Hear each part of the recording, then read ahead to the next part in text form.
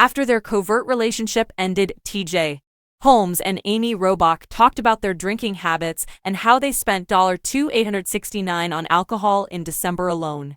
Every year in January, a lot of individuals participate in Dry January, a period of abstinence from alcohol, frequently as a means of resetting their bodies and minds after overindulging during the holidays.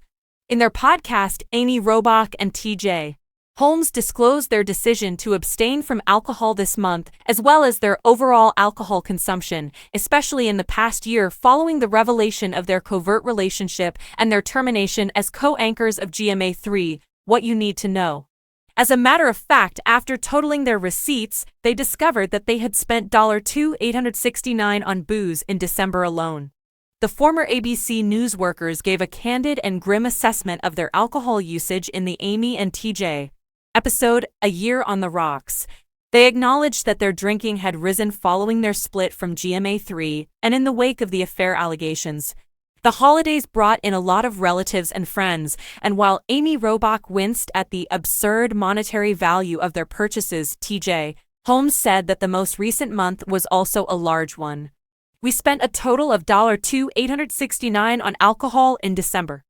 Clearly, after tallying up their drizzly orders and receipts from their outings, the pair arrived at that number, and TJ Holmes said he was glad not to spend a significant portion of that money this January.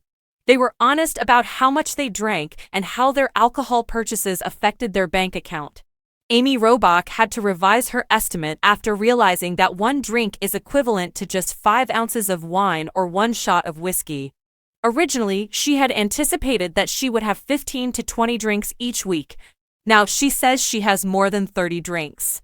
I didn't have a job to go to, she said, acknowledging that the media craze that surrounded her and TJ Holmes contributed to that. I was avoiding a lot of my friends and relatives.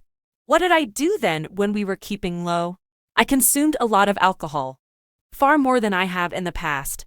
I don't believe I have ever used alcohol on a daily basis for an entire year, which was 2023 for me. Not that I was becoming wasted, inebriated, or anything like that. It was just a matter of maintaining a constant buzz, or at least a calm state of mind during a particularly tense year, so I'm shocked to see how much alcohol I actually consumed. TJ Holmes revealed to the listeners of the show an even higher figure than his colleagues, saying, I can easily go through 18 drinks a day. He went on to detail how he arrived at that figure, noting that a standard glass of wine or margarita may qualify as 2 drinks. The details stacked up quickly. Though it was obvious that they weren't particularly happy of their disclosures, they deserve credit for being so open and honest with both their audience and themselves. They're not alone, as TJ Holmes noted, and Dry January allowed them to reflect on the previous year and be truthful with themselves.